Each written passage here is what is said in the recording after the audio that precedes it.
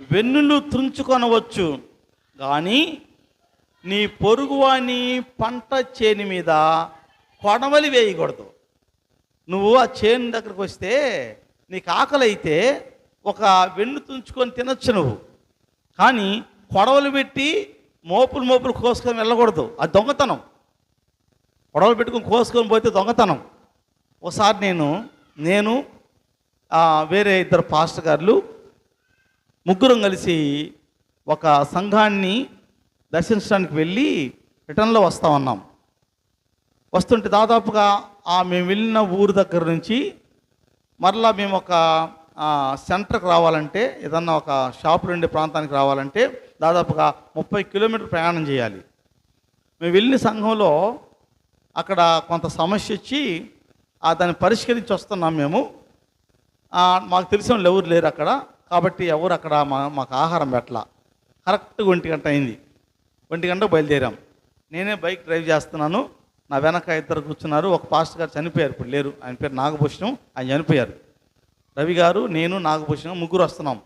అయితే కొంచెం దూరం రాగానే ఈ రవి గారికి షుగర్ పేషెంట్. రవి గారు షుగర్ పేషెంట్, ఆయనకు ఆకలి అవుతా ఉంది. నాకు కూడా ఆకలి అవుతుంది, డ్రైవ్ చేయాలి. ఉదయం ఏదో టిఫిన్ చేసాం, బాగా ఆకలిగా ఉంది. మేము పోవాలంటే 30 కిలోమీటర్లు పోవాలి, రోడ్డు బాగులేదు. కొంచెం చిరాకు పడుతుంటే ఒక బొప్పాయి తోట వచ్చింది. బొప్పాయి తోట వస్తే ఇక నేను బైక్ ఆపి బొప్పాయి కాయలు ఉన్నాయి, కోసుకొని తినేద్దాం, ఆకలి అవుతుంది, ముందు కాయలు తినిపోదామని చెప్పని వెళ్ళి తుంచుకొని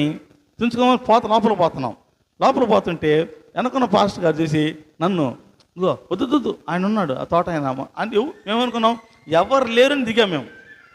ఎవరు లేరు తిందామని దిగితే మేము మా వెనకున్న పాస్టర్ గారు చూసి నాగభూషణం చనిపోయాడు.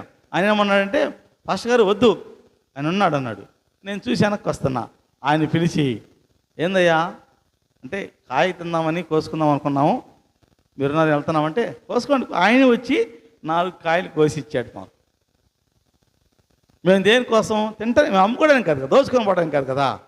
ఆయనే న్యాయంగా వచ్చి 4 కాయలు కోసిస్తే ఆయనకి థ్యాంక్స్ చెప్పి ఆ చెట్టు కింద కూర్చొని హ్యాపీగా 4 కాయలు తిని వెళ్ళాం. సో అది దొంగతనం కాదు, ఆకలి అవుతుంది, ఆకలి తెచ్చడానికి వెళ్ళి తీసుకున్నాము, ఆయన కూడా ఇచ్చాడు దాన్ని. ఇలా చేయమన్నాడు ప్రభు చెప్పిన మాట ఇది. ఆయన చాలా జ్ఞానంతో చెప్పాడు. దేవుడు జ్ఞానం లేనివాడా? నేను జ్ఞానం లేనివాడిని, మనం జ్ఞానం లేని వాళ్ళం. ఆయన జ్ఞానానికి మూలకర్త. ఆయన జ్ఞానం అంటే ఆయనే.